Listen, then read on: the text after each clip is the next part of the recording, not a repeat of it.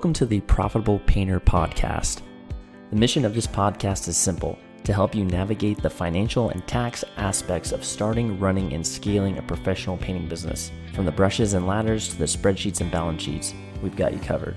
But before we dive in, a quick word of caution. While we strive to provide accurate and up-to-date financial and tax information, nothing you hear on this podcast should be considered as financial advice specifically for you or your business. We're here to share general knowledge and experiences, not to replace the tailored advice you get from a professional financial advisor or tax consultant.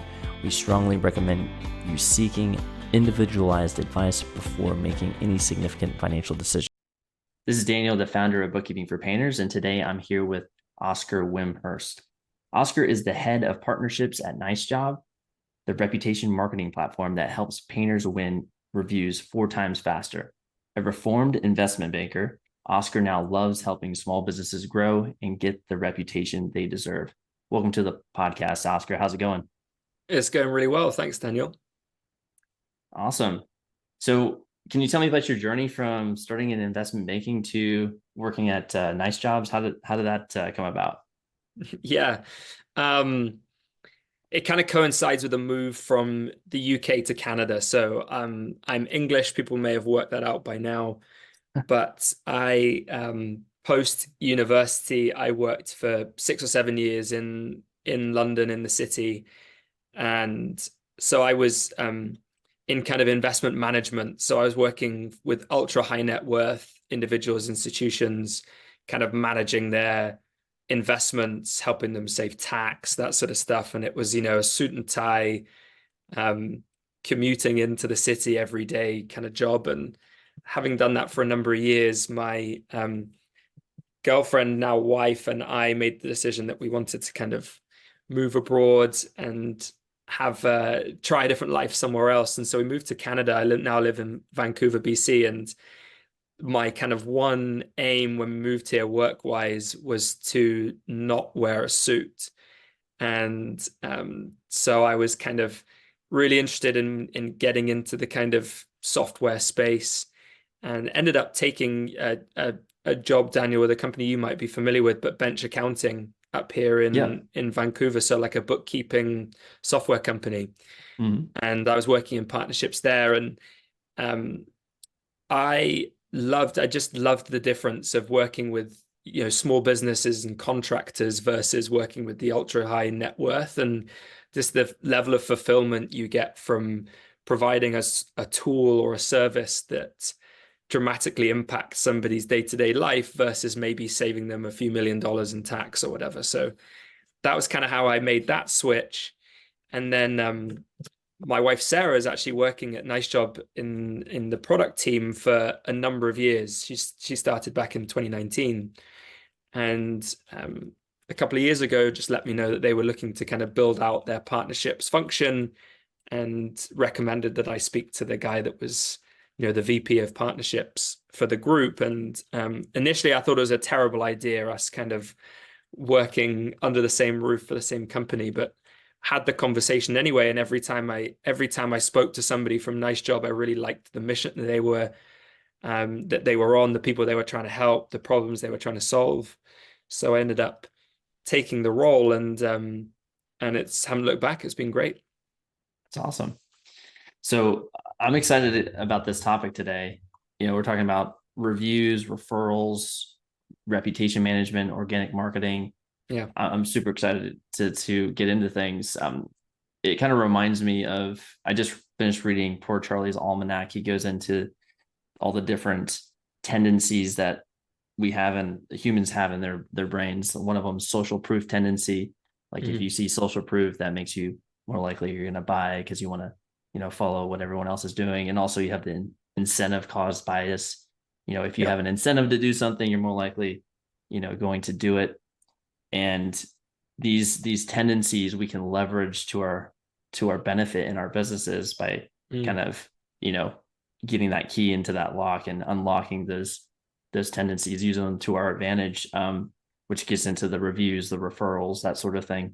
Yeah. And so I guess we could start with reviews. Let's talk about the power of online reviews. How have you seen online reviews changed painting businesses growth, and what impact has that had on clients' businesses?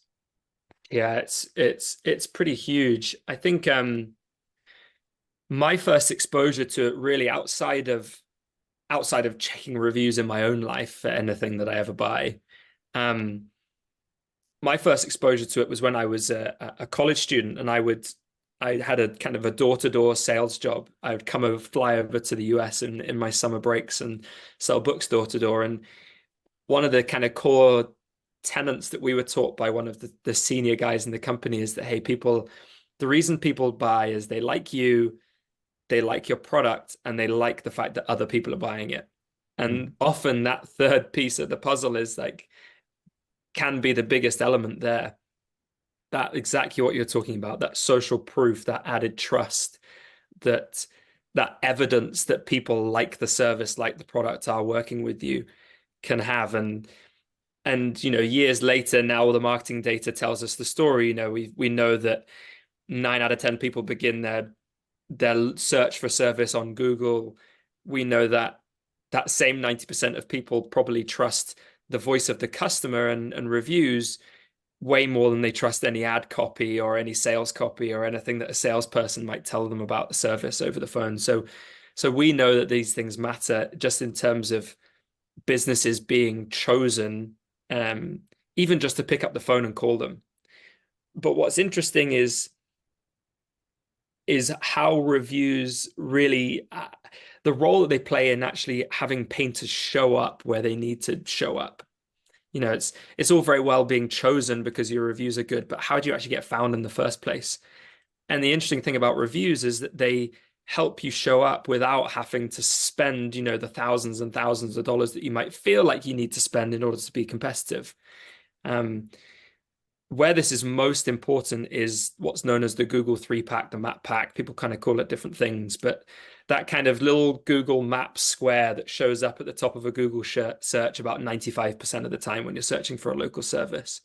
The three things that power those, usually there's three companies that show, and maybe like a local service ad, like a sponsored company that's in there. And what powers somebody's appearance in that list is three things: relevance, distance, and prominence. Now, relevance and distance, distance you can't really do much about. Either they're in your area or they're not. Relevance, you can do stuff about that. Have you got all the right service tags on your business profile? Are you correctly displaying what you do as a company? But the third one, that prominence piece, is a big factor, and that's Google trying to figure out how well known is this business? How prominent are they? How much work are they doing in the community? Do people like the work? And the only way they can really figure that out is ratings and reviews. And so that's maybe like one thing that people are getting to understand now. A lot of painters are just figuring out that reviews are having a big role in them actually showing up in the first place. And if you get in that map pack, the results are amazing. When you talk about click-through rates, people actually clicking on that business and going checking them out. It's something like 45% in the map pack versus 8% if you're not in it. So it's not, these days, it's not even enough just showing up on the first page of Google. You actually have to show up in that map pack to really make a difference. So that's the first those are the two things I think where reviews just simply having a huge impact. One is helping people be found, and the other one is helping them be chosen. Yeah, that's huge. I was actually just talking to Brandon Pierpont of Painter Marketing Pros about this, and his recommendation, if you're a painting business that's under $1 million, definitely focus on getting those reviews, because like you said, you can get in that map pack and just focus on the basics, having that review capture process that you're always getting more and more reviews. One of the things that, when I talk to folks about this topic, one of the hesitations that often comes up is,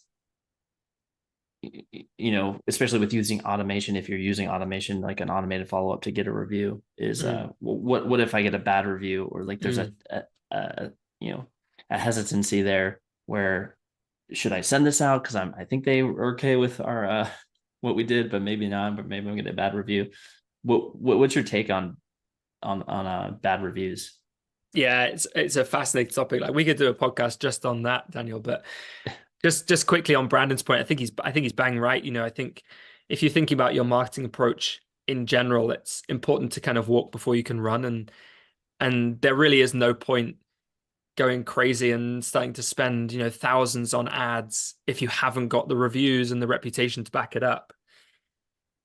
You're just going to get frustrated with your marketing company because you're spending all this money. People are coming to find you, but they're going with your competitor because they've got a better reputation. Mm-hmm. So, and then on the flip side, if you're over 1 million and you're working with a marketing company, by having a really great review strategy, you're just going to improve your overall return. You're going to get more bang for your buck with your marketing dollars just by focusing on that one piece of the puzzle. So yeah, it's super important part of your overall kind of marketing stack if you were to look at it that way. But Mm-hmm. yeah, to get to your question on bad reviews, I think it's part of it is a bit of a kind of part of it is almost a kind of philosophy shift and a mindset shift for business owners. And the tricky thing is, I think it's hard. If you've invested a lot of emotional energy and physical energy into building and growing this business, and the thought of somebody not appreciating what you're doing or using a public forum to kind of say something negative about your business can be a really stressful thing to worry about. But I would say, as you look at it, volume is always more important than, to an extent. Like, I'm not saying you should just go mad and have a 3-star rating with 5,000 reviews. That's not going to be good. But the volume and the frequency of reviews here is the important piece of the puzzle in helping with these things that we just mentioned. And if you have a 4.7 or 4.8 star rating with 250 reviews, often you're going to look like a much more authentic business than somebody that has 30 reviews that are perfect 5-star rating. Everybody knows that people running small businesses are always going to run into those people that you just can't please. And you try your hardest. Maybe it's some misaligned expectations. Maybe it's somebody asking something that you could never do, and you try your best to make them happy, but you just can't, and they're unreasonable. These people exist. And if you start thinking about your reviews as a public forum for people to trust your business, then you kind of start worrying less, I think, about those bad reviews, because what matters is not that the review was left, it was how was it dealt with. And often those bad reviews and how people respond to them give the consumer a much better insight into that company, that at the end of the day allows them to feel good about picking up the phone and calling them. If you see somebody that left a bad review and the business owner responded personally saying, "Hey, I'm sorry you had this experience. We really want to make this right. Feel free to call me at this number and we'll make it better." That's an incredibly powerful thing to see, and it's a chance for you as a business owner to display how much you care about your customers, to give a demonstration of your customer service in a public space. And then if you get the consumer that came back and they left a little, like, some people say, "Hey, would you mind deleting that review if they figure it out?" I think the best thing to do is go back and leave a little edit at the bottom saying, "Hey, just to edit to this, I got in touch with the business owner. He was awesome.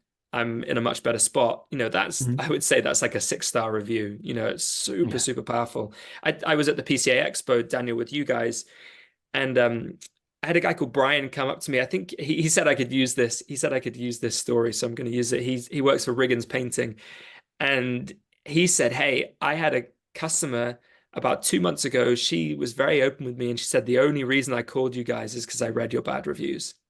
And so people are used to it. They know that it's out there. It's not going to turn people off like one bad review. What matters is your response and how you deal with them. Yeah, I think that's key. That's a great point.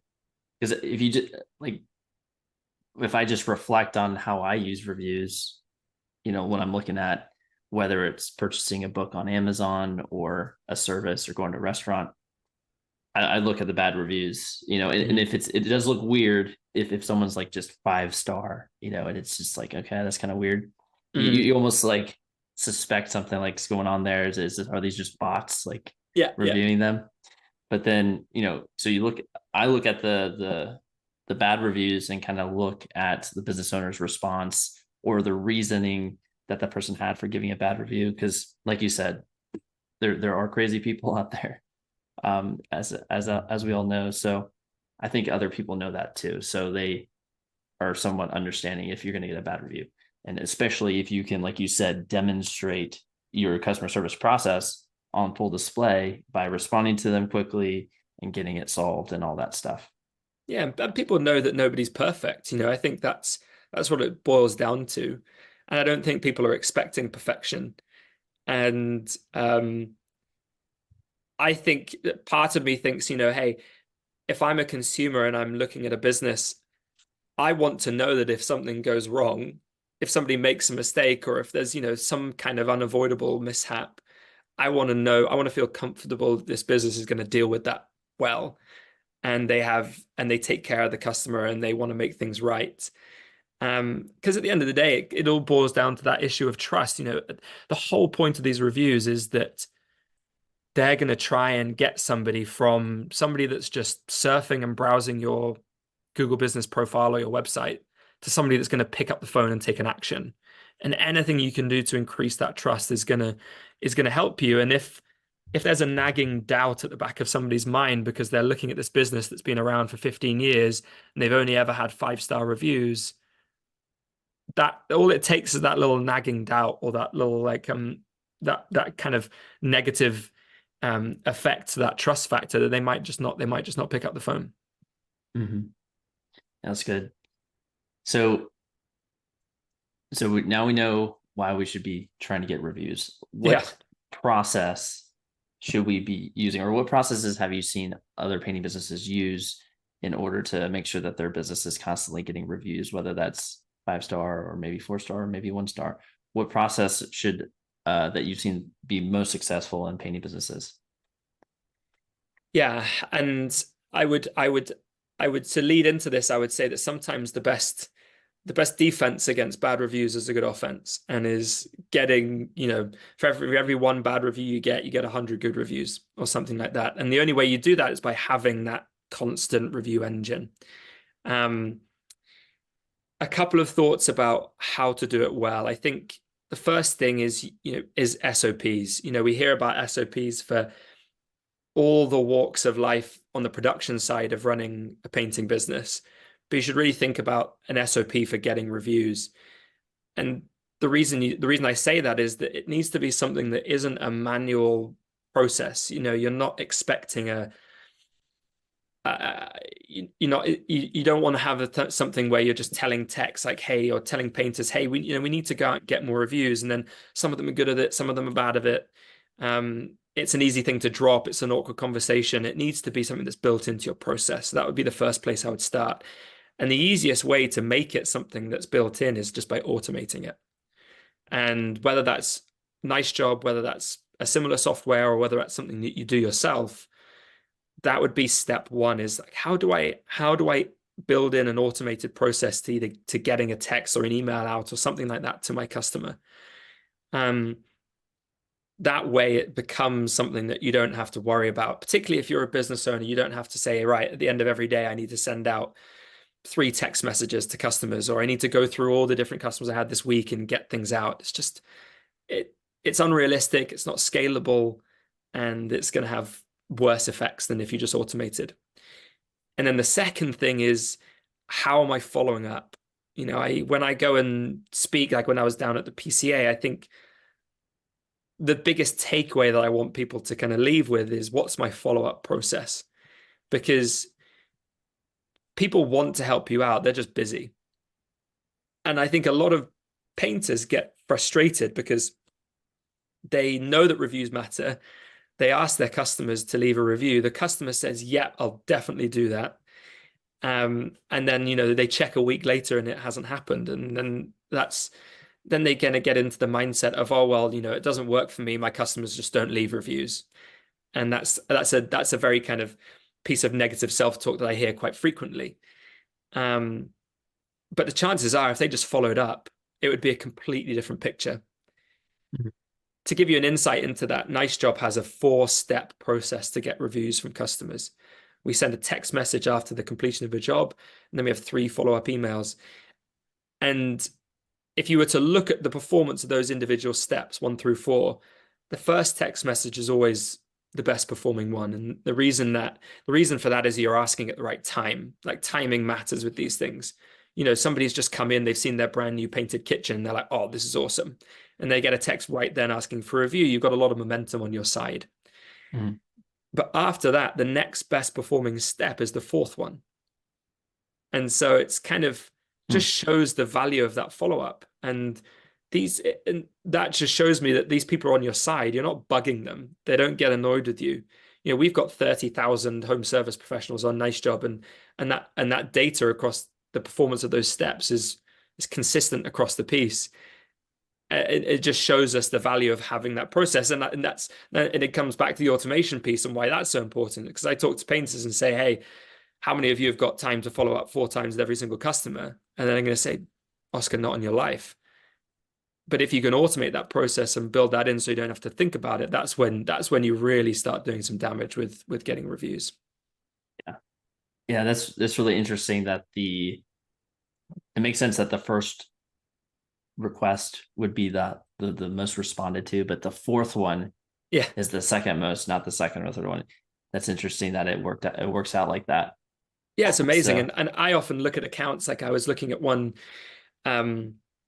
Actually, yeah. So we work with guys from A1 Painting, A1 Painting Plus. I don't know if I forget the exact name, but I met them down at PCA. I think it's Lacey, and they actually have a 5-step process. They've added another message onto their Nice Job campaign that happens 30 days after the fourth one. And it's crazy how many they've added another 200 reviews just from that step alone. And so I just think about all the painters that are just leaving reviews on the table just because they're not building a stronger follow-up process. If you're just doing one message, great. Like at least it's a start. That's better than just not asking. And at least you have that automation and you're doing something. But I promise people that are listening that if you have the ability somehow to build in a multi-step follow-up process, you're going to be amazed at the results you get. Mm-hmm. Yeah, no, that's really good. One of the things that I've heard, the hesitancy with automating this is, they might be afraid, oh, I'm annoying people, which you kind of addressed, that we kind of saw through the data that you're not really annoying people. They just haven't got to it yet. They're busy. But does Nice Job have a way to realize when someone has actually gave that review? It's not going to keep reminding them to give that review, right? It can actually. Yeah, we do. And I think that's kind of our secret sauce, if you will. It's this ability to match your customers up with the names, of people that are leaving the reviews, so that we're only following up with the people that haven't left it. Now, I would say the caveat to that is it can never be 100%, because occasionally you'll see that somebody leaves a review and they use they spell their name wrong, or they, use a random initial instead of their name. So, occasionally the odd person kind of falls through the net, but by and large, it's the reason that we can build this amazingly robust campaign is because we have the ability to only follow up with the people that need reminders. Yeah, that's crucial. Yeah, that's awesome. Okay, cool. So I'd like to try to dig into referrals, because referrals are huge. I mean, getting referrals, and if you can get your business to grow off of referrals, that's just money in your pocket. So you don't have to go out and pay for Facebook ads. You don't have to pay for direct mail. You don't have to go door knocking. If you can get your referrals up high enough, that's where you want to be, right? So what have you seen work with painting businesses as far as getting referrals? The first thing I would say is that just in the comparison of reviews versus referrals, I think referrals have this amazing reputation because, they're super hot leads. People don't often have to work hard to close them. But often the downside to referrals is it's often a one-to-one relationship. One customer maybe you're lucky and they make 2 or 3 referrals, but often they might just refer you to somebody else they know that needs it. the power of reviews is that there's a limitless number of people that can see that review, and it almost acts like a referral in and of itself out there in the market. Hmm.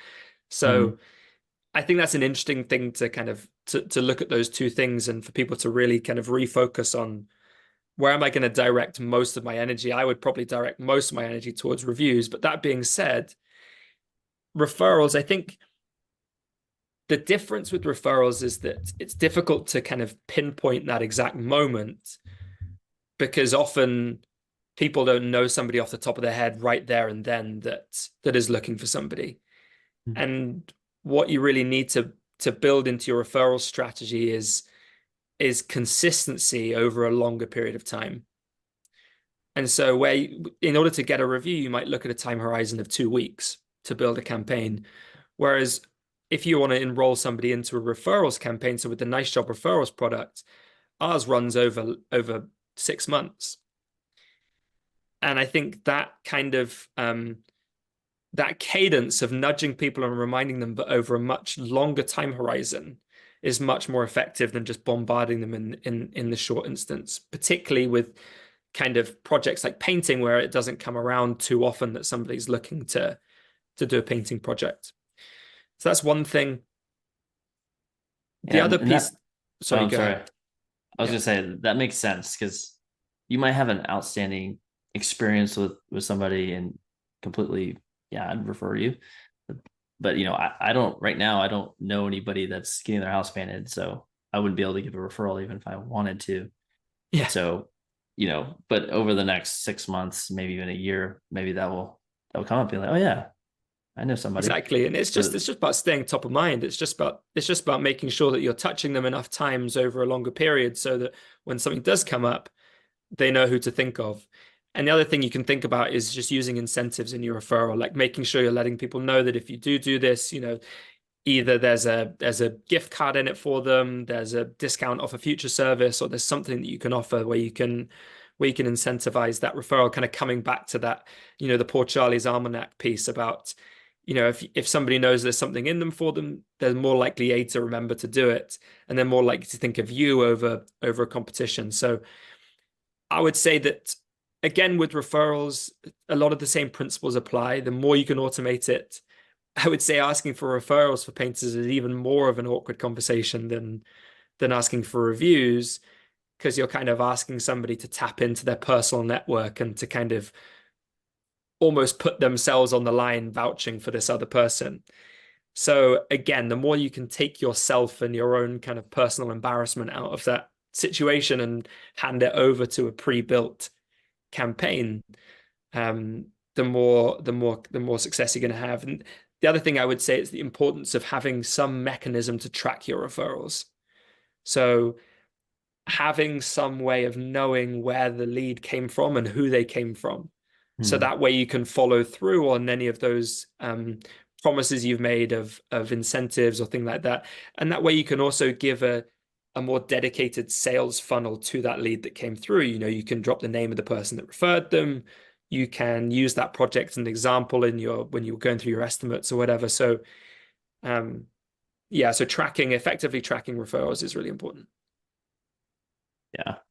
Are there any particular incentives that you've seen work exceptionally well for doing a referral program, like whether it's a discount on future services or just cash, or is there any particular one that you've seen work particularly well?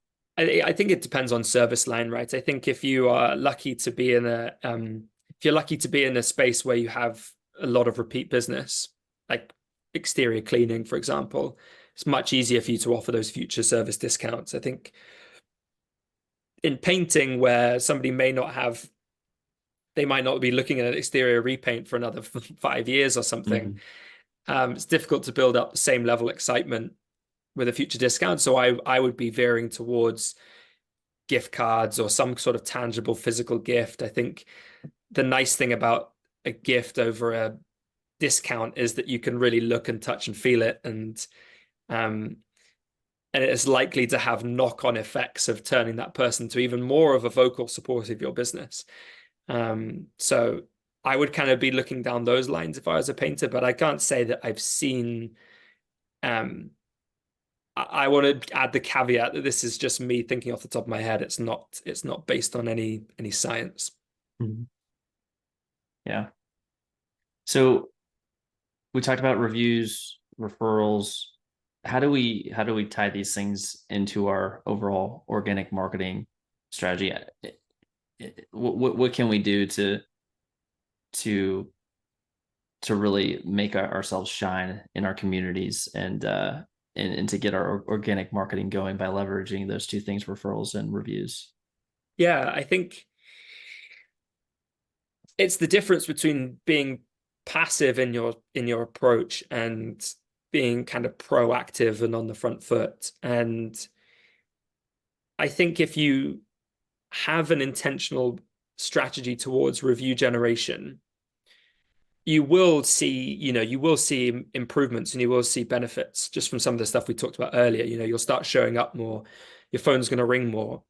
But like you're talking about, there is way more that you can do to actually put the customer's voice at the front and center of your marketing approach. And we know based from the data, it's going to land with consumers and it's going to help you. The first couple of things you can think about is, how am I using my reviews on my website? How am I using my reviews on my social media? Those are two kind of really easy places to start. Social media is one where I know that painters are encouraged whenever they go to some sort of marketing, whenever they hear a marketer talk about the importance of being on social media and being present. And it doesn't matter if it's good, you just have to do things the whole time. And I think that can be daunting and intimidating because you have to be constantly thinking of content. Well, the good news is that a 5-star review is super easy content that you Mm. don't have to do anything to. You just have to blast it out there, and people love to look at it. It's free, easy, and performs really well content wise. On your website, when it comes to your website, I think there's really easy ways that you can sync your reviews automatically to your website, and that just has an immediate impact on the trust factor. If I go to a painter's website and I read a bunch of testimonials that are just written in the same copy as the website, and it's done in the same style and they're permanently written on there, again, those things are ringing in my mind. I've been like, does this person exist? Did Mm-hmm. they just type it up? Yeah. It's all slightly unbelievable. But if you have some kind of widget on there that is linking, a live stream of your reviews as and when they're coming in, so you can see that, hey, this review was left on Google 2 days ago, it completely transforms that believability from that website. So, and there are And free tools that's, out. Sorry, go ahead. I was gonna say, and I think Nice Job has a widget where you can actually just plug that in to your There you website, go. I right? was gonna talk about free tools, but yes, Yeah. it's all included in the Nice Job product. So Nice Job has a number of different widgets that we do put on there. And they have an amazing impact on the conversion rate of that website. So how many visitors are actually turning into leads? That's what we look at. But over and above those two things, Daniel, I think there's an amazing opportunity to kind of leverage your reputation or what people are saying in your advertising strategy. So are you looking through your reviews and are you seeing, what do people like? If I know that people in my area like the fact that I'm on time, am I talking about that in my paid ads? If I know that people really like the fact that I'm knowledgeable, am I saying, the most knowledgeable painter in Vancouver or something? These are really easy ways that you can have a kind of holistic approach to your marketing using the voice of the customer. And then if you want to go over and above that, there's loads you can do. You can put reviews on your yard signs, on your truck wraps, on your t-shirts, you can get creative with it. But I think it comes from that philosophical change of, how am I shifting from a ad copy that I'm writing into marketing copy that my customers are writing. Yeah. Yeah. And I really like the idea of combing through your reviews and seeing the voice of your customer, like you said, and also just using the 5-star reviews as easy content. Like social media is, like you said, we keep hearing over and over again, we got to keep posting on social media, and that's just like such an easy thing, low hanging Mm. fruit. That's amazing, because who doesn't want to show off the 5-star review? and people are interested, Absolutely. like you said. So yeah, I think that's great. Cool.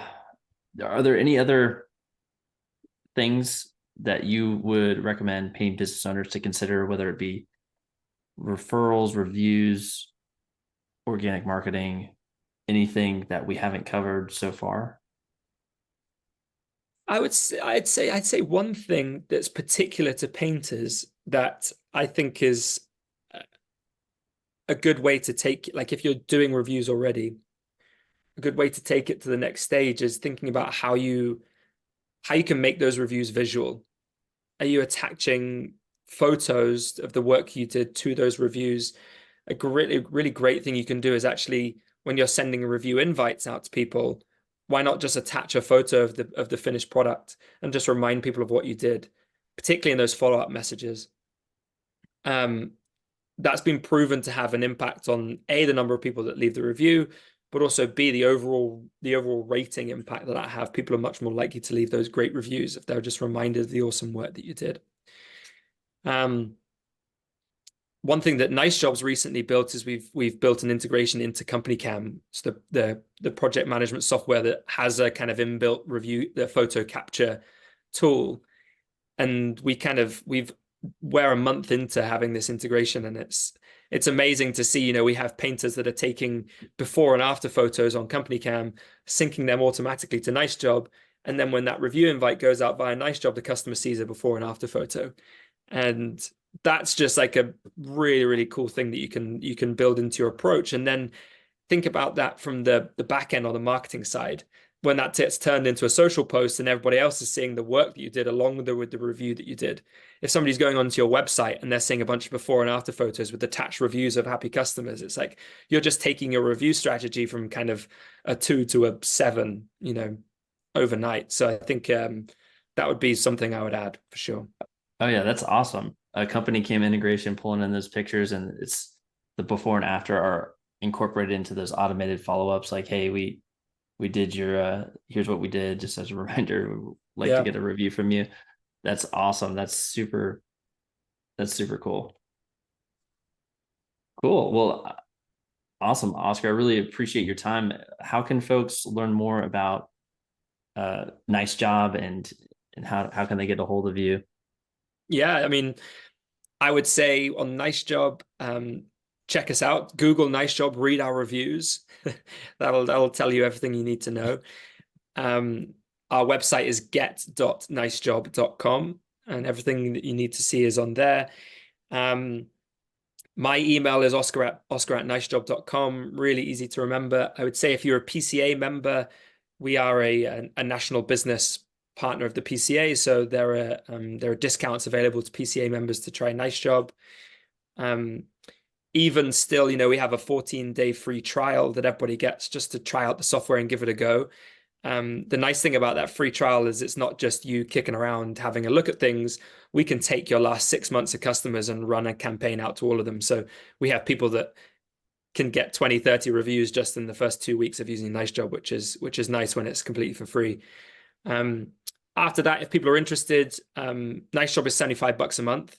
So again, you talk about something that really doesn't break the bank for something that is a pretty foundational part of your marketing approach. If you can generate 100 to 200 new reviews a year that bring in a whole bunch of business, Nice Job is very quickly going to pay for itself.